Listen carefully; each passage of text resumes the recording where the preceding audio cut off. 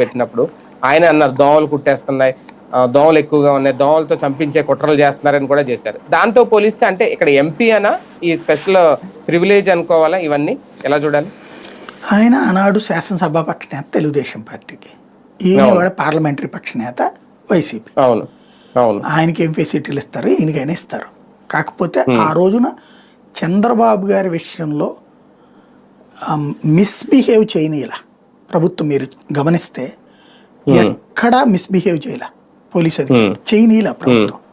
ఉమ్, ఆయన నేను నా కారులో వస్తానన్నారు 2 సార్లు ఉమ్, అన్నారు. అవును. ఉమ్, ఆయన కారు కాదు, నువ్వు నా దాంట్లో రావాల్సిందని చెప్పి వ్యాన్లో ఎక్కించుకురాలేదు కదా, లేదా పోలీస్ అవును. వెహికల్ అవును. ఎక్కించుకురాలేదు కదా. అవును. అట్లాగే కోర్టు దగ్గర కూడా ఆయన కుర్చీ అది కూర్చోవడానికి ఉమ్, అదంతా నడిచింది. ఈవెన్ ఉమ్, జైలుకి వేసేటప్పుడే ఇట్లా భోజనం కావాలి, అసిస్టెంట్ కావాలంటే పెద్దానికి మాకేం అబ్జెక్షన్ లేదని చెప్పింది ప్రభుత్వం. ఉహు, ఓకే.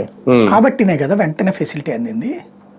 ఉమ్, సర్వెంట్ని కూడా ఉంచారు అక్కడ ఆయనకి ఓకే. ఎప్పటికప్పుడు. అలాగే ఇంటి భోజనం అక్కడే ఒక కిచెన్ పెట్టి మరీ వండించి పంపించారు ఎప్పటికప్పుడు. ఉహు, రాజమండ్రిలో ఓకే. భువనేశ్వర్ గారు అక్కడే ఉన్నారు కదా, అవును. దగ్గరుండి అవును. చూసుకున్నారు కదా రాజమండ్రిలో. ఉమ్, ఆయన బుచ్చి చౌదరి ఉమ్, గారి ఇంటి దగ్గర అక్కడ ప్రత్యేకంగా ఒక ఇది తీసుకుని, అదేది ఉమ్, ఒక వెహికల్ తీసుకున్నారు, మన బస్సు పెద్దది, కారవాన్ లాంటిదా? ఉమ్, క్యారవాన్ లాంటిది. ఉమ్, దాంట్లో పెట్టుకుని ఉమ్, ఎప్పటికప్పుడు వండించి పంపించేవాళ్ళు.